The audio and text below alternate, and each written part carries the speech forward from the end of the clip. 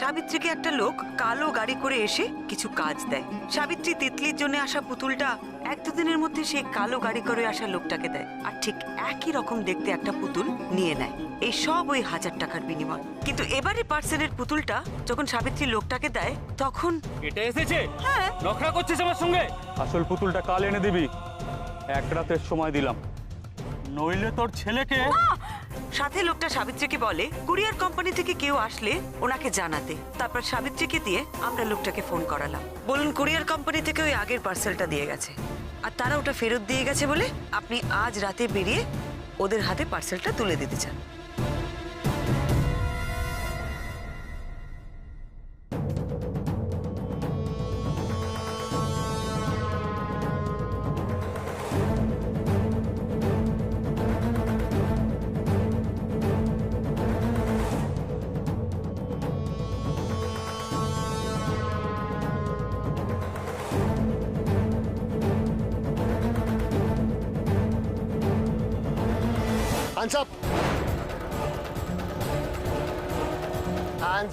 একদম নড়বেন না,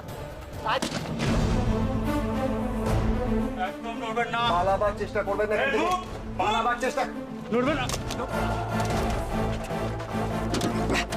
ছেড়ে দিন, ছেড়ে দিন অফিসার। ছাড়বো, আগে হিসেবটা মিটিয়ে নি, তারপরে ছাড়বো।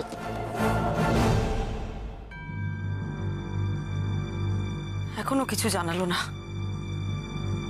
কি হলো ওদিকে কে জানে।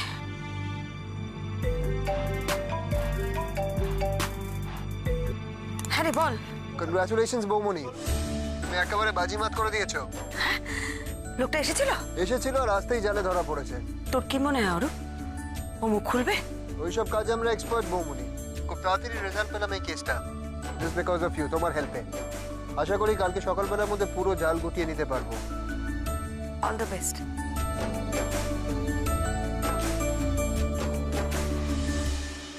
না না, কোনো কথা শুনবো না। তুমি চলো চলো চলো। আরে বাবা, তোর আমাকে রান্না বান্না করতে দিবি না? রান্না করে হবেটা কি? যতক্ষণ না তোমার গোয়েন্দাগিরির ঘটনা ডিটেইলে শুনছি, খাবার খেলেও খাবার হজম হবে। ভাগ্যিস কালকে রাতে সমস্ত ঘটনাটা বলে দিসনি, তাহলে তো আমায় রিপিট টেলিকাস্ট শুনতে হতো। শুধু তোর কেসের ঘটনা শুনবো বলে জামশেদপুর থেকে আমি ট্রেন ধরে চলে এসেছি। আরে বাবা, তবে ভাবা যায়, দাও তো এটা। তোমায় রান্না করতে হবে না, রান্না করো। আরে আজকে রান্না একটু দেরিতে হলো কোনো অসুবিধা নেই, কিন্তু তোর ওই রহস্যধারার ঘটনাটা না শোনা পর্যন্ত স্বস্তি পাচ্ছি না। বড় বলো। দেখে নে বৌদি, দেখে নে তোর ফ্যান ফলোইং কি রেটে বাড়ছে। কি যে বলেন না বাবা, আমি আর কি বলবো। ওই তো দেখুন না টিভিতে সমানে দেখাচ্ছে ব্রেকিং নিউজে ইয়াং অফিসার অরূপ রায় কিভাবে অত বড় একটা একে ধরেছে গ্রুপকে। একদম ঠিক বলেছে বৌমনি। অরূপটা বাড়িতে এরকম চুপচাপ বসে থাকলে কি হবে, বাইরে কিন্তু একবারে এক্সপার্ট পুলিশ অফিসার। দেখে শান্ত হওয়ার ভাইটা, কিন্তু কাজের ব্যাপারে দারুণ সিনসিয়ার। বলো। তা তো বটে। ও মা ফোন করেছে, ভাই মা ফোন। মাসিমা ফোন করেছে? হ্যালো মা। কালকে সকালে সব খেলাধুলো আমাকে ঘরে পাঠিয়ে দেবে। আজকে কার কাছ থেকে গোয়েন্দাগিরির ঘটনা শুনবো সেটা বলো। আমি কি বলবো ঠাম্মা, দেখো টিভিতে সমানে কি দেখাচ্ছে, অরূপকে। অরূপ বলবে সব। অরূপ? হ্যাঁ আমি তো বলে দেবো, কিন্তু যা বলবো সব তো। কি বললি? আমি শুনতে পাবো না। না না, কথা বলবে। এই মা কথা বলবে, ধর ধর। মা কেন কথা বলতে চায়? কি অসভ্য তো ফোনটা। হ্যাঁ হ্যাঁ মা, বাবা কেমন আছেন? ওরে রূপরে, হ্যাঁ তুই আমার সঙ্গে এরকম করতে পারলি? আচ্ছা মার সঙ্গে তোর কি শত্রুতা বলতো?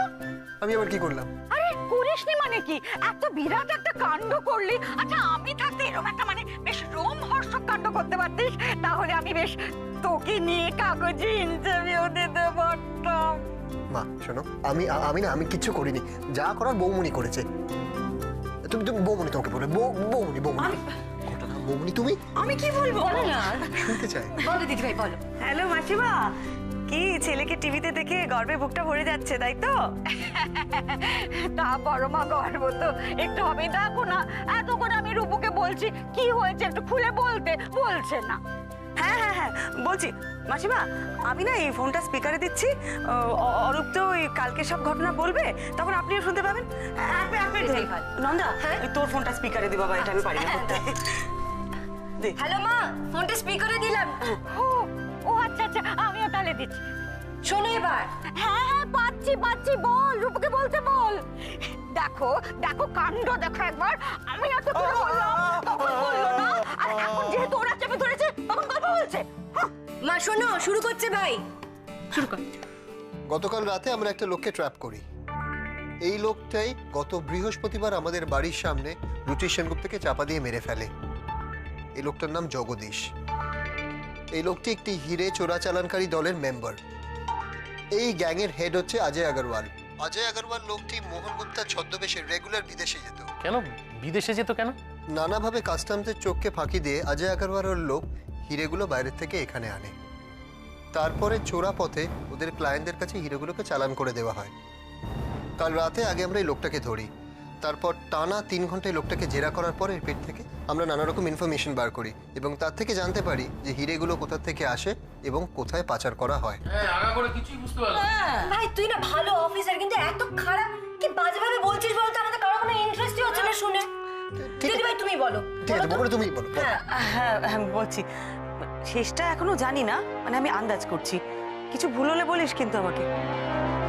ওই মোহন গুপ্তা লোকটা তার ক্লায়েন্টদের কাছে হিরেগুলো পাঠানোর জন্য একটা দারুণ উপায় বের করেছিল। হিরে সোজাসুজি পাচার করতে চাইলে তো পুলিশের নজর এসে যাবে, আর যেহেতু এরা সব চোরা কারবার করে, পুলিশের লিস্টে নিশ্চয়ই এদের নাম আছে। তাই মোহন গুপ্তা ওরফে অজয় আগরওয়াল এমন একটা পথ বার করে যাতে হিরে পাচারও হবে, কিন্তু পুলিশ বুঝতেও পারবে না কিভাবে। আচ্ছা বেশ বেশ, এটুকু তো বুঝলাম। এবার বলো তো বড় বৌমা, পথটা কিভাবে বেরোলো? হ্যাঁ বাবা, সেটাই বলছি। এই অজয় আগরওয়াল লোকটা বছরখানেক আগে মোহন গুপ্তার নাম নিয়ে বস্টনে যায়। সেখানে তার আলাপ হয় সুদীপ বাগচির সাথে।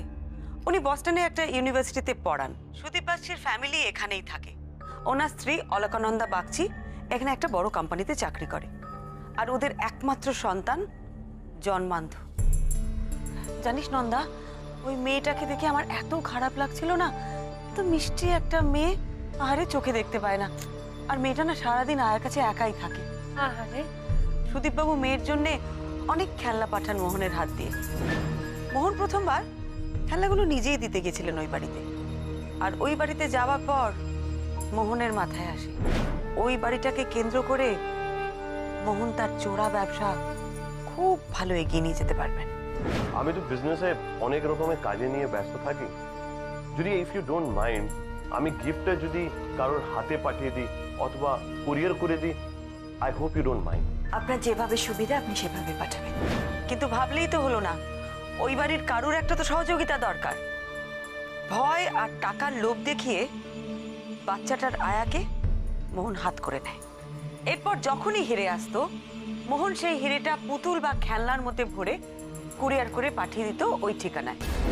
সাবিত্রী সেই পুতুল বা খেলনাটা বদলে দিত, আর হিরে সোজা চলে যেত মোহনের ক্লায়েন্টের কাছে। মোহনবাবুর ক্লায়েন্টদের কাছে এত সহজে হিরে পৌঁছে যেত, পুলিশের পক্ষে আন্দাজ করা অসম্ভব ছিল যে ওই ঠিকানা থেকে কোনো রকম ইল্লিগাল কাজ হচ্ছে। একটা ব্যাপার আছে, ধরো ওদের যখন হিরে পাঠানোর দরকার, তখন যদি সুদীপবাবু গিফট না পাঠান, তাহলে ওরা কি করবে এখানে? এক্স্যাক্টলি, আমাদেরও ঠিক সেটাই মনে হয়েছিল। আর তাই আমরা সুদীপবাবুর সঙ্গে ফোনে বস্টনে যোগাযোগ করি। সুদীপবাবু বললেন যে মোহন গুপ্তা ওনাকে একটা আইডিয়া দেন।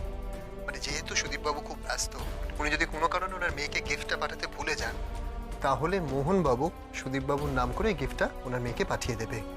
সেই শুনে সুদীপবাবু একটু নিশ্চিন্ত হলেন। কি বদ লোক বাবু। হ্যাঁ, এভাবে 1 বছর ধরে ওই বাড়ির ঠিকানা থেকে হিরে পাচার হতে থাকলো। কিন্তু মুশকিল হলো তখন যখন এই কুরিয়ার কোম্পানির অমিতের সন্দেহ হলো। ওর মনে হলো যে একটা নির্দিষ্ট ঠিকানা থেকে আরেকটা নির্দিষ্ট ঠিকানায় দিনের পর দিন কি পার্সেল যাচ্ছে। কৌতূহলের বশে একদিন ও একটা পার্সেল খুলে ফেললো।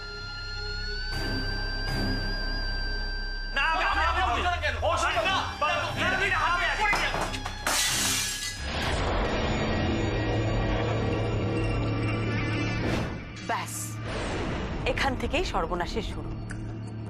ওরা সেদিন কোনো মতে অন্য একটা পুতুল জোগাড় করে পার্সেল করে ওই ঠিকানায় পাঠিয়ে দিল। কিন্তু যাদের কাছে পার্সেল যাওয়ার, তারা তো ঠিক বুঝতে পারলো যে পুতুল বদলে গেছে। ব্যাস, তারা একদম ক্ষেপে উঠলো। ফালতু নকরা না করে আসল মালটা দে।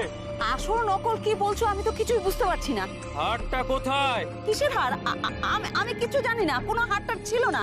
তিতলি, রায়া, সাবিত্রী ওদের বারবার বোঝানোর চেষ্টা করে যে সে কিচ্ছু জানে না। ওরা হয়তো সাবিত্রীর কথা বিশ্বাসও করে, তবে তার সাথে সাথে ওরা এটাও বুঝে যায় যে তার মানে গন্ডগোলটা কুরিয়ার সার্ভিস থেকে হয়েছে। ওরা সোজা চলে যায় ওই জেট কুরিয়ার সার্ভিসে, আর ওখানে গিয়ে সাংঘাতিক চোটপাট শুরু করে। কুরিয়ারের অফিস খুলে বসেছেন, গাদা গাদা টাকা নিচ্ছেন, আর মাল ঠিক মতো এদিকে ডেলিভারি হয় না। পার্সেলটা যেমন এসেছিল তেমনি আমরা শ্রীনাথ দাস লেনে পাঠিয়ে দিয়েছি। আপনারা আমার ভেতরের জিনিস চুরি করেছেন। স্যার উনি বাজে কথা বলছেন। লোকটার ধমকানিতে কুরিয়ার সার্ভিসের অমিত ভীষণ ঘাবড়ে যায়, আর অমিতকে ঘাবড়ে যেতে দেখে লোকটা আন্দাজ করে যে হাটটা তার মানে অমিতই নিয়েছে। ব্যাস, অমিত বাবুর কাছে যদি হীরের হাটটা থাকতো তাহলে কিন্তু ওই চক্রের জন্য আরো বিপদ হতো। মানে সহজেই সবাই জেনে যেত যে কিভাবে হীরে পাচার হচ্ছে। তাই আর সময় নষ্ট না করে পরের দিনই অমিত বাবুকে সরিয়ে দেয় ওরা। সরিয়ে দেয় মানে? অফিস যাওয়ার সময় গাড়ি অ্যাক্সিডেন্টে অমিতের মৃত্যু হয়। সবাই ভাবে ওটা অ্যাক্সিডেন্ট, কিন্তু আসলে ওটা খুন। অমিতের মারা যাবার খবর শুনে ওর বাড়ির লোকজনরা যখন হসপিটালে যায় তখন ওদের বাড়িতে চোর ঢুকেছিল। ওদের বাড়িটা একদম লন্ডভন্ড করে দেয়। আমার ধারণা চোর নয়, ওই চক্রের লোকেরা ঢুকেছিল হাটটা খুঁজতে। তবে ওরা কিছুই খুঁজে পায় না, কারণ অমিতের কাছে তো হাটটা ছিলই না। তার কয়েকদিন পরে রুচির হাটটা খুঁজে পায়। ওই কুরিয়ার অফিসের আরেকটি ছেলে অরিন্দমের সঙ্গে আমি কথা বলে জানতে পারি অমিত মারা যাবার কয়েকদিন পর রুচির একটা অদ্ভুত ব্যবহার করেছিল। বড্ড বার বেড়েছিস বুঝলি, বড্ড বার বেড়েছিস। রুচিতা কি হলো? হ্যাঁ না ওই বৃশ্চিকের দংশন মানে কিছু খুঁড়তে কেউ আর এটা শুনেই আমার সন্দেহ হয় তখনই রুচির নিশ্চয়ই হাটটা খুঁজে পেয়েছিল।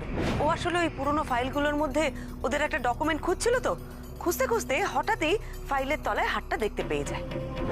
তারপর রুচির একটা গয়নার দোকানে যায় পরখ করে দেখতে যে হাটটা হীরের হার কিনা। রুচি তো খুব সৎ মানুষ ছিল, হাটটা হীরের জানার পরে ওর মনে হয় যে ও কি তাহলে বউবাজারে গিয়ে হাটটা ফেরত দিয়ে দেবে। আর ও সেটাই করে, ও সোজা চলে যায় বউবাজারে। এটা কবে? রুচির যেদিন মারা যায় ঠিক তার আগের দিন রাতে। আসলে মোহন গুপ্তার লোক রুচিরকে বউবাজারে দেখে ফেলেছিল, আর অমিতের মতন রুচিরকেও সরিয়ে ফেলার চেষ্টা করে। কিন্তু প্রথমবার ওরা রুচিরকে মারতে পারে না। এখানে 36/6/1 নম্বর বাড়িটা কোথায় পড়বে? কুরিয়ার অফিসের মালটা না?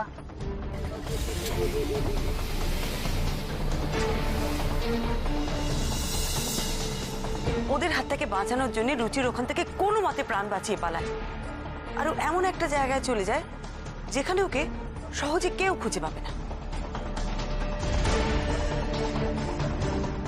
আমার ধারণা ও সোজা মেলাতেই ঢুকেছিল, কারণ একবার যদি ও একটা মেলাতে ঢুকে যায় সেখানে ওকে খুঁজে বার করা অসম্ভব। মেলাতে অনেকক্ষণ ঘোরাঘুরি করে কিছু জিনিসপত্র কেনে। যখন ও বুঝতে পারে যে ওকে আর কেউ ফলো করছে না, তখন সব জিনিসপত্র নিয়ে সোজা চলে আসে সিনেমা হলের সামনে ওর বন্ধুদের কাছে। আরে ওর হাতে ওটা কি, তাজমহল নাকি? তোমার ব্যাপারটা কি বলো তো ভাইয়া? সিনেমা তো শুরু হয়ে যাবে, সিনেমাটা দেখবে নাকি? সরি আসলে ওই আসার সময় না ওই একটা ক্রাফটস মেলায় ঢুকে পড়েছিলাম। সে রাতে ওরা বাড়ি ফিরে দেখে যে ওদের গোটা বাড়ি লন্ডভন্ড, কেউ ওদের সমস্ত জিনিসপত্র সার্চ করেছে। আর সে রাতে রুচিরের কাছে একটা ফোনও আসে। সম্ভবত মোহন গুপ্তার লোক রুচিরকে ফোন করে ধমকি দেয়, বলে যে তারা বুঝতে পেরে গেছে রুচিরের কাছে হাটটা আছে। আর রুচিরও বুঝতে পারে এই চক্রের হাত থেকে বাঁচা খুব মুশকিল। কি গো, কে ফোন করেছে? ও রচিরদা। আমারে পথে পেয়েছে, বাজারে বাড়িতে সে। রুচিরের মনে হয়েছিল ওই লোকগুলোকে মেরে ফেলতে পারে। ও বাঁচার চেষ্টাও করেছিল। রুচির ভাবে কোনো কারণে ওই লোকগুলো যদি ওকে মেরে ফেলে ওদের ধরার জন্য ও কিছু ক্লু ছেড়ে যাবে। আর সেই রাত থেকে ও নতুন কিছু সূত্র তৈরি করতে শুরু করে। চুলতার কবেকার অন্ধকার বিদিশার নেশা, চুলতার কবেকার অন্ধকার বিদিশার নেশা, চুলতার কবেকার অন্ধকার বিদিশার নেশা।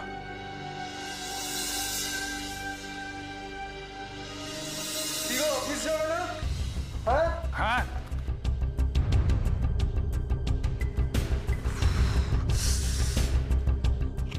করছো বলো তো তুমি সকাল সকাল? হ্যাঁ, কিছু না, এমনি। রুচি সেদিনকে অফিস যায়নি, সারাদিন বাড়িতেই ছিল। সেদিনকে ওই গায়িকা হত্যার ব্যাপারে সন্দীপ অ্যারেস্টেড এই নিউজটা খবরের কাগজে বেরিয়েছিল না আমার নাম দিয়ে, ওইটা বোধহয় রুচির দেখেছিল। আর তখনই ওর মাথায় আসে যে ও আমার সাথে একবার দেখা করবে। কিন্তু ও যখন আমাদের বাড়িতে আসে এত লোক দেখে ও আসল কথাটা বলতেই পারে না। তখন তো আমরা সবাই বাড়িতেই ছিলাম। ওই যে সেদিনকে বাড়িতে খুব হইচই হচ্ছিল, মন্ত্রীর অফিস থেকে একজন এলেন, বৌমনির জন্য ফুল নিয়ে এলো। হয়তো সেই কারণেই ও কথাটা ঘুরিয়ে বলতে চেয়েছিল, কিন্তু ওর কথার মাথা মুন্ডু না বুঝতে পেরে আমি ওকে বলে দিলাম যে এই ধরনের কেস তো আমি নিই না। ব্যাস এখান থেকে বেরিয়েই রুচির অ্যাক্সিডেন্ট। সবই ঠিক আছে, শুধু একটা জিনিস এখনো বাকি, যে হীরের হারটা কোথায়, তাই তো?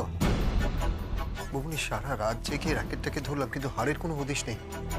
যে করেই হোক হীরের হারটাকে খুঁজে বার করতেই হবে অরূপ। আরে সেটা তো রুচিরের ঘর সার্চ করলেই এখন পাওয়া যাবে। তাহলে কি ওই হারটা রুচির সাথে নিয়ে ঘুরছিল? আপনি বলছিলেন না যে বিভিন্ন হেয়ালির মধ্যে সূত্র ছাড়া আছে?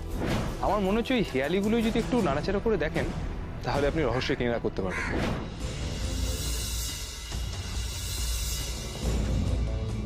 এই হাবলু, তোর একটা সেই সাদা মতন বোর্ড ছিল না? আমি জানি কোথায় আছে, ঘরেই আছে। নিয়ে আসবো দিদি ভাই? হ্যাঁ, চট করে নিয়ে আসো নন্দা। ওই দেখো ফোনটা রেখেছি।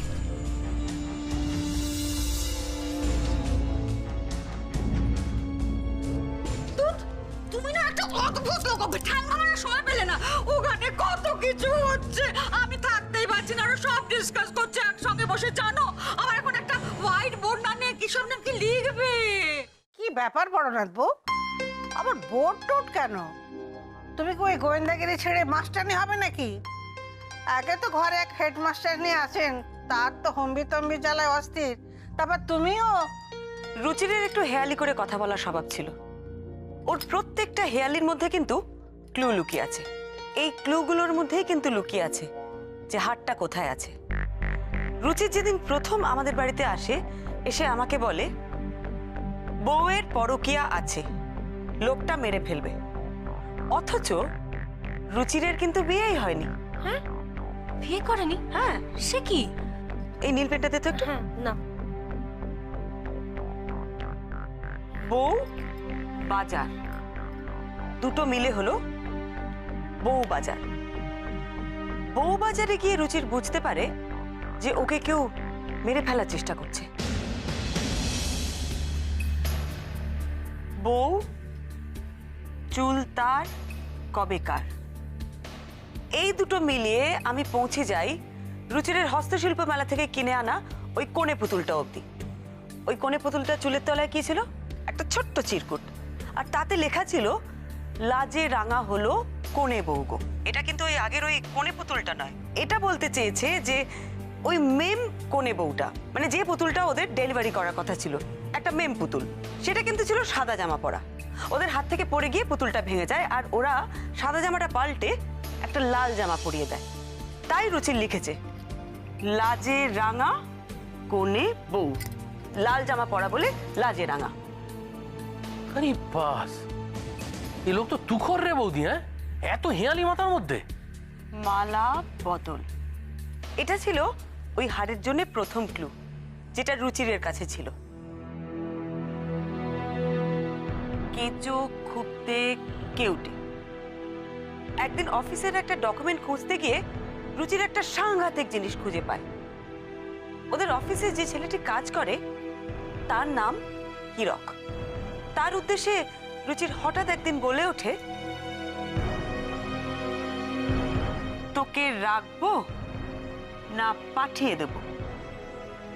রুচিরের কাছে রাখার মতন বা পাঠিয়ে দেওয়ার মতন কিন্তু একটাই জিনিস আছে, হিরে। জিনিয়াস। শুধু রুচির নয়, আমাদের বৌমনিও জিনিয়াস, দুজনেই।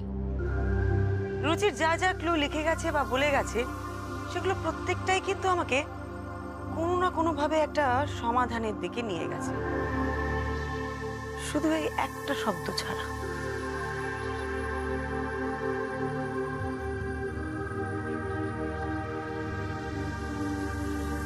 পরকীয়া,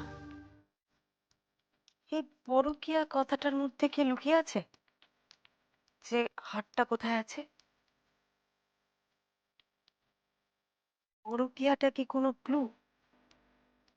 কোথায় থাকতে পারে হারটা? রুচিরের তো কোনো ব্যাংকে লকার নেই, অফিসে কোনো রাখার জায়গা নেই, তাহলে একমাত্র ওর ঘর, ওর ঘরেই থাকতে পারে। ওর ঘরেই নিশ্চয়ই আছে। এই অরূপ, তোর মনে আছে আমরা রুচিরের ঘরে কি কি দেখেছি? ওই তো তোমার দরজা দিয়ে ঢুকে বাঁদিকে একটা পড়ার টেবিল, হ্যাঁ হ্যাঁ, দুপাশে দুটো খাট, দুটো খাট, কিছু ওই ট্রাঙ্ক টাঙ্ক রাখা ছিল, সুটকেস ছিল, আর ওই দুকোণে দুটো শেলফ ছিল, তাতে প্রচুর বই ছিল। বই কতগুলো গল্পের বই, রুচিরের ফটোগ্রাফির বই ছিল, উপন্যাস, আর